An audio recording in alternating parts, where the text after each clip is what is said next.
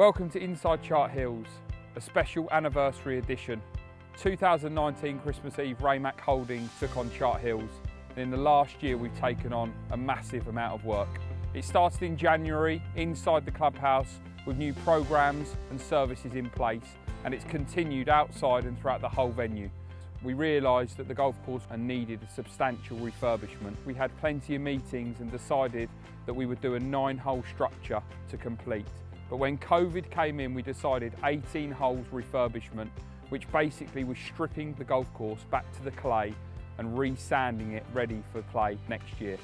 The process has been long and hard, especially for Neil Lowther, the course manager, and his team, but we come through the end of it with some outstanding holes. It's going to be great 12 months of the year, and I hope you enjoy it.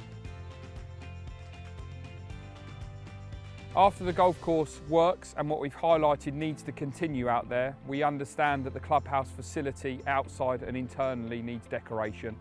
So the refurbishment of pathways and car park areas is ongoing. The driving range and short game area is also ongoing, but really uplifted since January. And internally, there's full decoration throughout the corridors and in the bar areas. The Pro Shop was moved from the main entrance back to originally where it was housed, which is underneath the golfers' bar in the big circular room. This is a great environment to come down and walk around and see and start your day. After the decision was made to do all 18 holes in the year, we started at a loop of 4, 5 and 6. The reasoning behind this and refurbing out there is the heavy machinery to get taken out there. We can work our way back towards the clubhouse. After completing the first 3 holes, we saw that the team internally were getting better and better at their job. So we decided to move on, and we completed the front 9 apart from the 8th hole, which was an access point for high dreamers to remove fairways and take sand to the golf course. We kept 6 holes open for member play, but at the end of June we decided to close these, ready to do the whole of the back 9.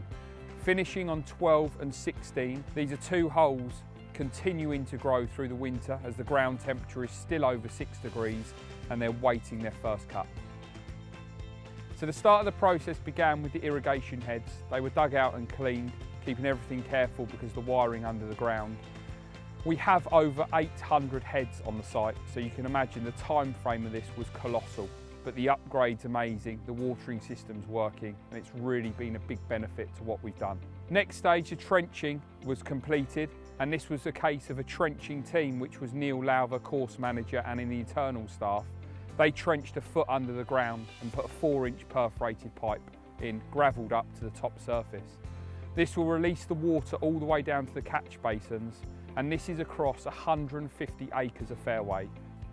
The next stage of the process is to remove 2.5 inches of the old existing fairways, which are laced with leather jackets, and replaced with 4 inches of specialist sand to cope with the drainage to get them filtering through to the drainage basins and release the fairway of all the water that sits on the surface. Once all the holes are sand capped, we revisit, consolidate the sand, fertilise and seed ready for growth. This is done by spreading it with a sand pro across the site, and is literally hours upon hours of drag matting the sand across to level it. Then it's seeded, and then the watering team come in and program the watering system towards the golf course probably 4 times a day across a 12-minute cycle. This will cover all the sand-capped areas, so fairways, surrounds, everything we've done and completed.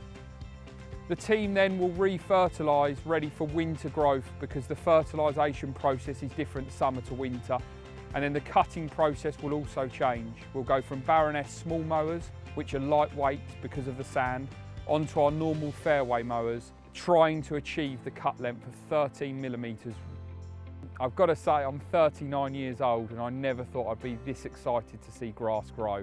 It's been amazing through the whole process watching it, and it was a real highlight for me from starting in January when it was so wet to coming through that first stage of seeing the grass come through.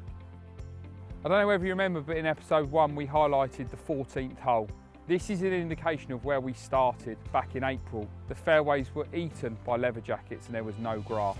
And now, as you can see, they're coming on leaps and bounds, and they're just turning into great fairways ready to play off for next year.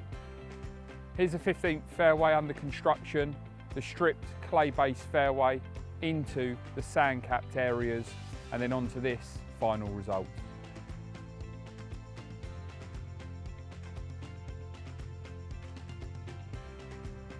So as highlighted, we're a year on and it's a world of difference for me personally and everyone involved.